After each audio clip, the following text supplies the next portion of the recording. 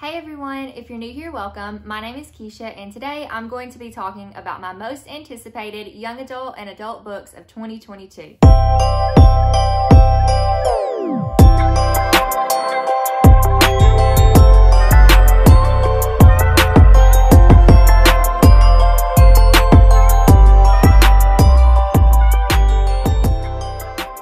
I can't believe it's already time to be looking at 2022 releases. It seems like just yesterday that we were anticipating 2021 releases, but here we are, and this year I'm going to be doing things a little bit differently. Last year I compiled all of my young adult and adult anticipated releases for the entire year into one video, and then the same thing for my middle grade anticipated books for the entire year in another video. So I am going to split up young adult and adult from middle grade again this year, but I'm only going to do this quarterly now. So I'm going to do January, February, and March today, and then I'll do April, May, June in the next video. So I'm going to try to split it up like that just because I feel like hopefully I will be able to find more books across the entire year and I won't miss any for this video, plus more videos. Also, I did try to be a little bit more picky with the books that I chose this year, just because last year and the year before, I feel like I just added any book that even sounded mildly interesting to me, and they weren't necessarily my most anticipated, otherwise I probably would have read them. And I've also done this thing where I keep adding books from different authors to my list, and I haven't even read the author yet. So like, for example, Beth O'Leary, I haven't read The Flat Share, but I still added The Switch that came out after that to my list. And then after that, even though I hadn't read The Flat Share or The Switch, I still added, The Road Trip that came out after that. So look, I'm sorry, Beth O'Leary, you're not going to be on my list this year because until I read one of your books, I can't anticipate anymore. I just can't do that. So I'm trying to do that with all of my authors this year and all these books, and try to just pick out books that I know I'm really anticipating. So let's go ahead and jump in and start with January. I only have one book for January. Also, if you see me looking this way, I'm looking at my computer screen so I can read you guys the synopses for some of these books. But I do only have one book for January, and that is Where the Drowned Girls Go by Seanan McGuire. This is the 7th book in the Wayward Children series, and it comes out on January 4th. Yes, January 4th. And I believe my sweet husband has pre-ordered this for me for a Christmas present. So I should be getting it when it comes out, and I'm so excited to read it. Jovi has come into the video now, and y'all, if you just knew today how many times I've had to restart this, and you know what? We're not going to do it anymore because this is real life. She is, oh, there's a little puppy outside. It's by itself and it's on, oh my gosh. Okay, so this apparently is just going to be one of those videos. So Seanan McGuire's Wayward Children series is about these kids who have found these doors in their lives. So think Alice found Wonderland, the Pevetses found Narnia, and these children in this story have found their own doors to their own magical places where they really feel like they belong. They may not feel like they belong with their family or in the place they are in the real world, and they very much feel like they have found their place in these other worlds.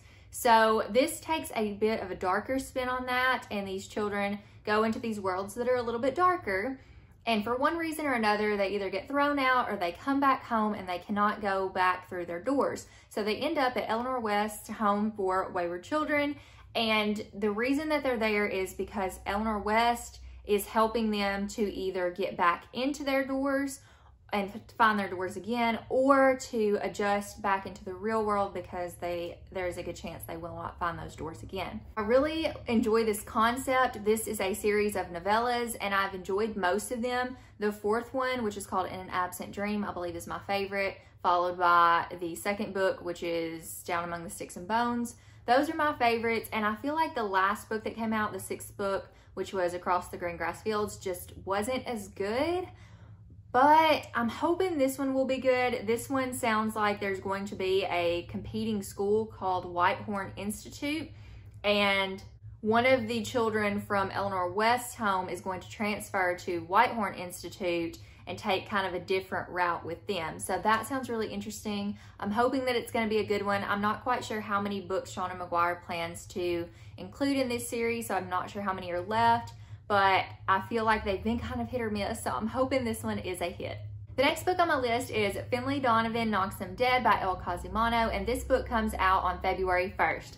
This is the second book in the Finley Donovan series. I read the first book last year, which was Finley Donovan is Killing It, and it was so good. This book series is said to be great for fans of Dead to Me on Netflix, which personally, I'm not a fan of Dead to Me, but I still like the book, so take that for what you will. It is very much a Thelma and Louise kind of story. It follows our main character, Finley Donovan, and she is a writer, and she is working on her next novel.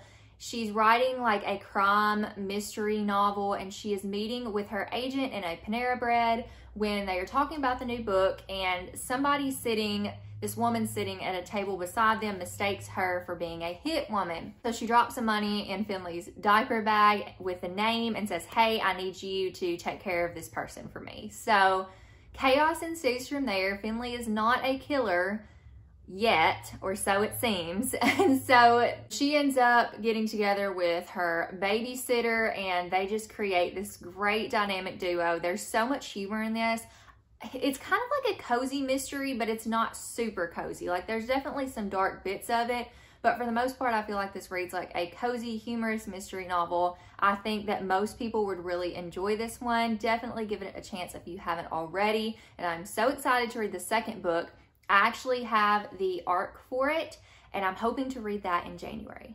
Moving along with February, I have Dead Silence by S.A. Barnes.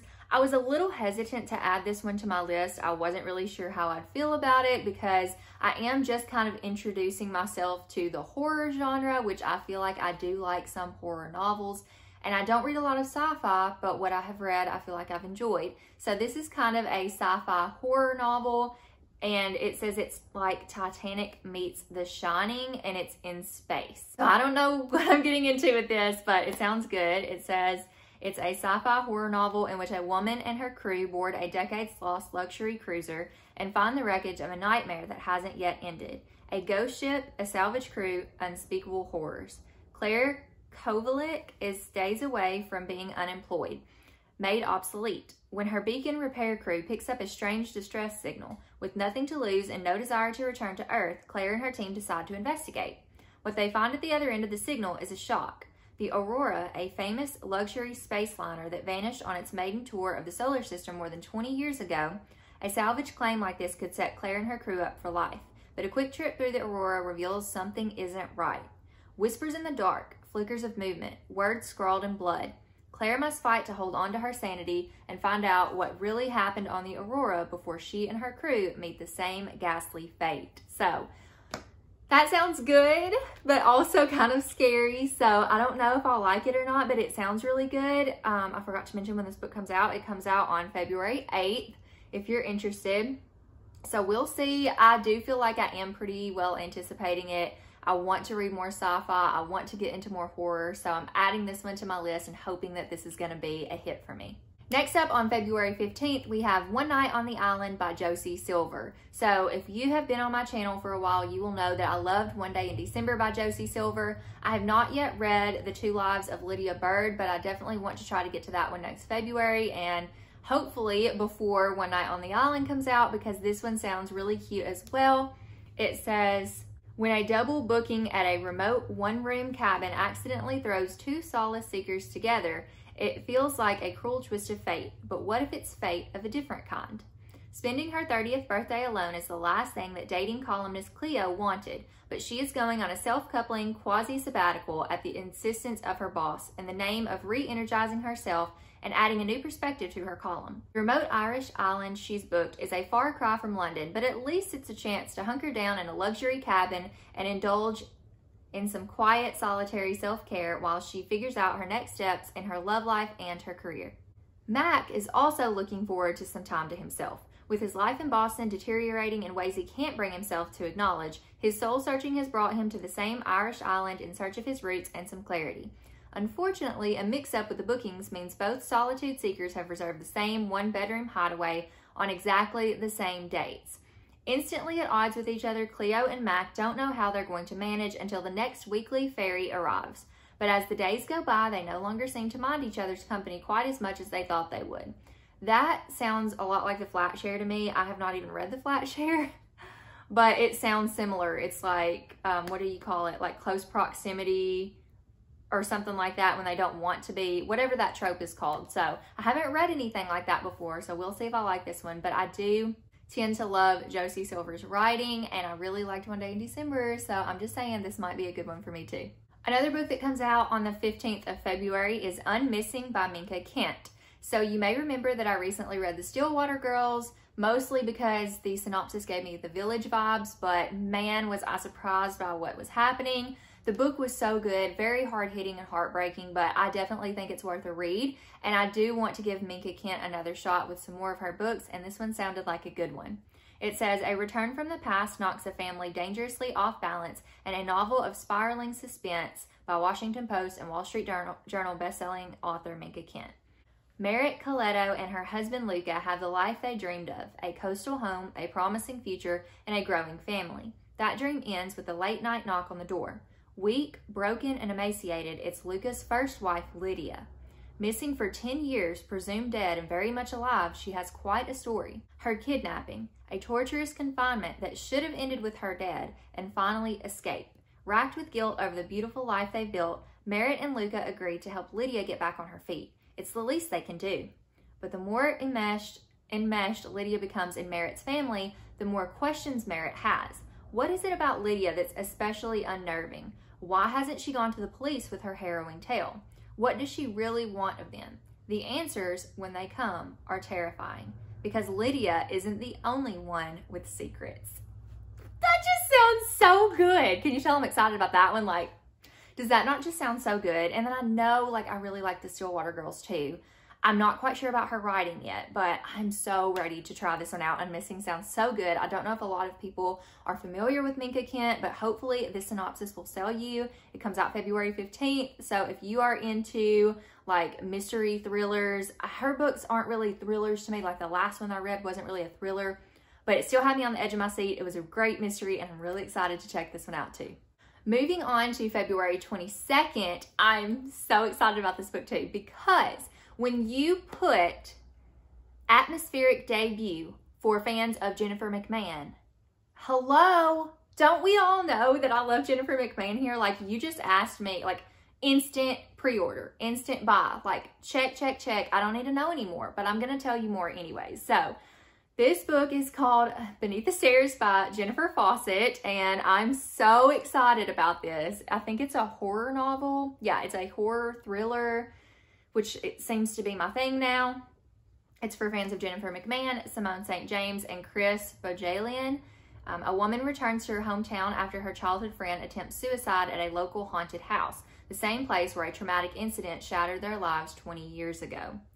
Few in sleepy Sumner's Mills have stumbled across the Octagon House hidden deep in the woods. Even fewer are brave enough to trespass. A man had killed his wife and 2 young daughters there, a shocking, gruesome crime that the sleepy upstate New York town tried to bury. One summer night, an emboldened 14-year-old Claire and her best friend Abby ventured into the Octagon House. Claire came out, but a piece of Abby never did. That alone, like, okay. 20 years later, an adult Claire receives word that Abby has attempted suicide at the Octagon House and now lies in a coma. With little to lose and still grieving after a personal tragedy, Claire returns to her roots to uncover the darkness responsible for Abby's accident.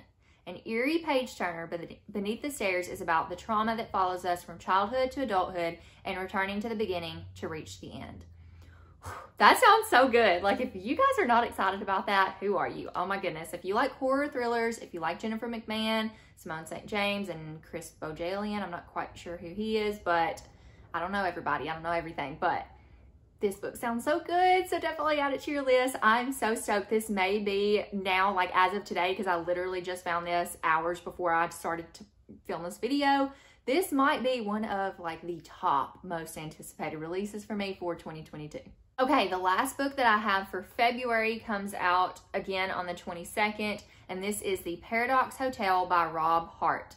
I have not heard of Rob Hart before. I have not read anything by Rob Hart before. This is a sci-fi mystery thriller, which seems to be something I'm interested in this upcoming year.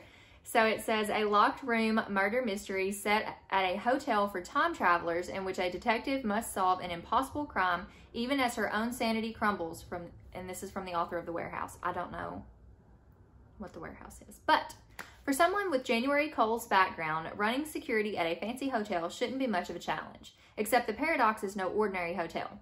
Here, the ultra-wealthy guests are costumed for a dozen different time periods, all anxiously waiting to catch their flights to the past, and proximity to the time port makes for an interesting stay. The clock runs backwards on occasion, and rumor has it ghosts stroll the halls. Okay, we have time travel and ghosts right now, which, yes.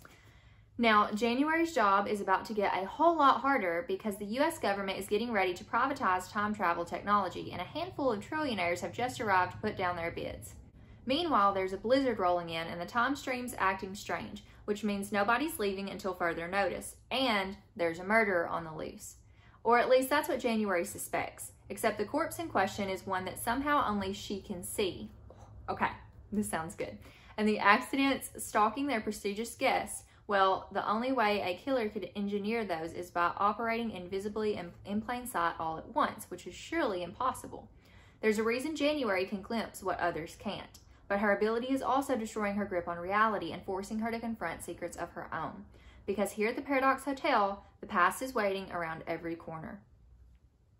Okay, that sounds really good too. Oh, there's so many good books coming out this year. I feel like I don't have a lot on my list in comparison to other people, but like I said, trying to be picky, but the ones I do have on my list, I'm very excited for. The Paradox Hotel sounds so good. You have like time travel, you have possibly like unreliable narrator, or like what is going on with her since she doesn't really know, like she can see things other people can't. Is it in her head? Is it real? What's going on? This just sounds really good, and I'm so excited for this one also. Okay, I only have 2 more books left. The next one comes out on March 1st, and that is Gallant by V.E. Schwab. So I love V.E. Schwab. I feel like I don't talk about her enough, but I've read Vicious and Vengeful, which I loved. Vicious was my first of her books, and I thought it was phenomenal. And then I also love her middle grade City of Ghosts, like Cassidy Blake series. So I am so excited to read more from this author. I have a couple of her books on my shelves that I still haven't gotten to, so I definitely need to pick her up more in 2022. But I am so excited for Gallant. This is a young adult fantasy with a little bit of horror. I think there's a little bit of like gothic elements as well. So it says, everything casts a shadow, even the world we live in, and as with every shadow, there is a place where it must touch, a seam where the shadow meets its source. Olivia Pryor has grown up in Maryland School for Girls, and all she has of her past is her mother's journal, which seems to unravel into madness. Then a letter invites Olivia to come home to Gallant. Yet when Olivia arrives, no one is expecting her. But Olivia is not about to leave the first place that feels like home. It doesn't matter if her cousin Matthew is hostile or if she sees half-formed ghouls haunting the hallways. Olivia knows that Gallant is hiding secrets, and she is determined to uncover them. When she crosses a ruined wall at just the right moment, Olivia finds herself in a place that is Gallant, but not. The manor is crumbling, the ghouls are solid, and a mysterious figure rules over all. Now Olivia sees what has unraveled generations of her family and where her father may have come from. Olivia has always wanted to belong somewhere, but will she take her place as a Pryor protecting our world against the master of the house, or will she take her place beside him? Oh, that sounds so good, y'all. That sounds good. It says for readers of Neil Gaiman, Holly Black, Melissa Albert, and Garth Nix. Oh my goodness. It says that there's crossover appeal for all ages. And it's supposed to be like The Secret Garden meets Crimson Peak type deal, which you guys are going to judge me, but I still haven't read The Secret Garden. Hopefully next year in the spring I will read it because I want to read it and watch the movie. And Crimson Peak I have not seen. I don't know if that's a book or not, but I haven't seen the movie. I know what the movie is. So it sounds really good though, and it definitely has elements of some of her other books. I can tell from like City of Ghosts kind of vibes, and then also with The Darker Shade of Magic, which I wasn't crazy about that series. I'm not really into like high fantasy, but this sounds so good, and I'm really excited to check this one out too. Now we are at the last book on my list, which comes out on March 29th, and this is The Resting Place by Camilla Sten. So I did not read the book that came out last year from her. I think it was The Lost Village, yeah. I did not read that book, but I got spoiled for it. And I'm not sure if I would have liked it anyways, but I feel like this one sounds really good. This is also a horror thriller. It says it's a spine-chilling, propulsive psychological suspense. And this is the synopsis. It says, the medical term, oh great. You guys, I don't know how to say these words. Prosopagnosia, I guess that's not the hardest word I could have had to try to say. The medical term is prosopagnosia. Sure, let's go with that. The average person calls it face blindness. Okay, look, Alice Feeney did this earlier, like this year with rock, paper, scissors. Now we got face blindness again. That's probably why I added this. Let's be real. The inability to recognize a familiar person's face, even the faces of those closest to you. When Eleanor walked in on the scene of her capriciously cruel grandmother, Vivian, oh my goodness, I can't read the synopsis. When Eleanor walked in on the scene of her capriciously cruel grandmother Vivian's murder, she came face to face with the killer, a maddening expression that means nothing to someone like her. With each passing day, her anxiety mounts. The dark feeling of having been brushed by a killer, yet not knowing who could do this or if they'd be back, overtakes both her dreams and her waking moments, thwarting her perception of reality.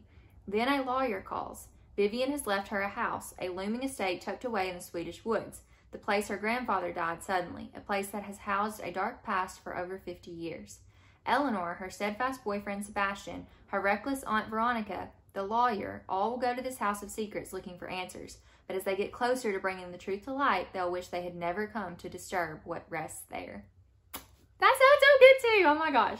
I love the face blindness thing, because she saw the killer, but she has no idea who it is, so it could literally be anybody, which, I mean, it could in other novels too, but the fact that she saw them, you know what I mean? It makes it sound more intriguing, so I'm definitely excited for this one as well. I have not read anything by Camilla Sim before, but I feel like The Lost Village was a book that was pretty well received, so I'm hoping that this one will be good also. Okay, y'all, those are my most anticipated, like real most anticipated. That's why this list might be a little bit shorter. Not that the video is probably any shorter because I ramble and tell you all the synopses, but it's shorter than it has been in years past because I wanted to make sure these were books that I really, really, really, really wanted to get to and not just like maybes. So these are all of the young adult and adult books, and my next video will be all of my middle grade most anticipated releases, which I'm really excited about. I haven't found a ton of them so far, so if you have found any, like especially spooky middle grades that you think I might be interested in, go ahead and drop them down in the comments. Also, knowing what I mentioned in this video as far as like getting into horror, thriller, mystery books, that's kind of what my vibe is right now. I do still like some romance and some fantasy, but I feel like horror, mystery, thrillers are kind of like where I like to be. So if you have any suggestions for me of books that are kind of similar to ones that I mentioned, I may not have heard of it, so please drop it down in the comments as well. I hope that I was able to help you find some books that maybe you didn't know were coming out in 2022 and have some to add to your list as well. Thank you all again so much for watching, and I will see you in my next video. Bye, friends.